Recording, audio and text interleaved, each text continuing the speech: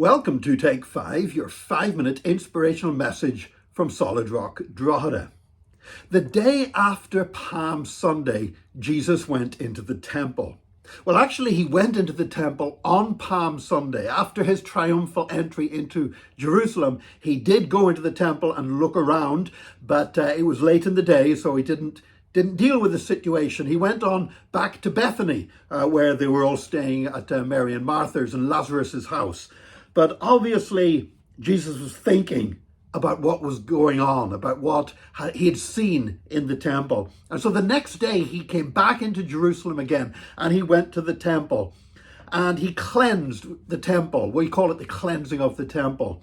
Now, it's actually the second time he did this, and it's quite important we recognize this because people have confused the two cleansings of the temple and have used it to teach something that the Bible never teaches, that Jesus basically endorsed as using violence against other people.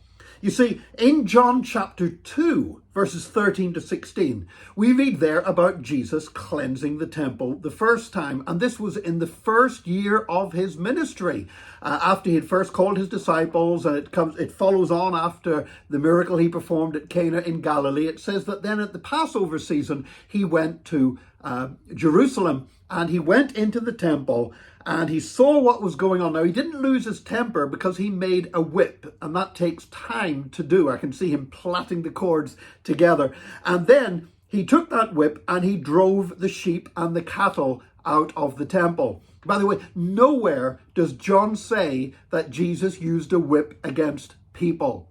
The Bible never says that. You cannot find it anywhere in Scripture. People have invented that by conflating two different events and using it to twist the Scripture to teach something that the Bible doesn't teach, that Jesus used violence against people.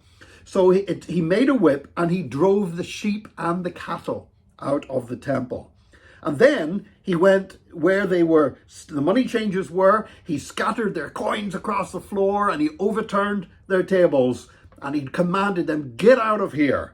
How dare you turn my Father's house into a market?" So that was what took place in the first year of Jesus' ministry. But then, 3 years later, we have him back in Jerusalem, and it's the day after Palm Sunday. And this time it's recorded by Matthew, Mark, and Luke that Jesus went into the temple again. And again, he was disgusted at what he saw there. And this time he drove out the people. Now, there's no mention of a whip, okay? Because again, the Bible doesn't say that Jesus ever used a whip on people. There's no mention of a whip on this occasion. You can look in Matthew, you can look at Mark, you can look at Luke. You won't see any mention of a whip. And what he did drive the money changers out of the temple, and he did overturn their tables again. And this time he quoted two Old Testament verses. The first Old Testament verse was from Isaiah 56, that my house will be called a house of prayer. But then he quotes another scripture, and this is a very important one, Jeremiah chapter 7, you have made it a den of robbers.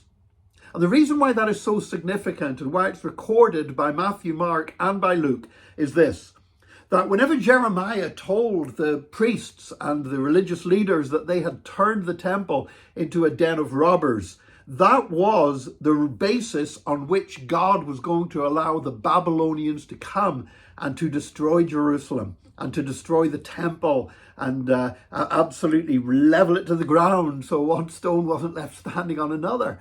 And that took place because they had turned the house of prayer into a den of robbers.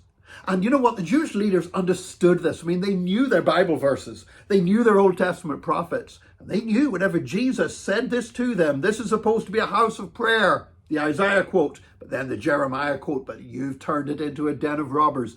Jesus was saying, God, you've so defaced and disgraced this building that was built for the glory of God, that it's going to be torn down.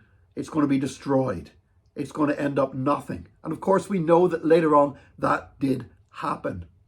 You can understand why those religious leaders hated Jesus so much, because people who profit from darkness hate it when you bring light.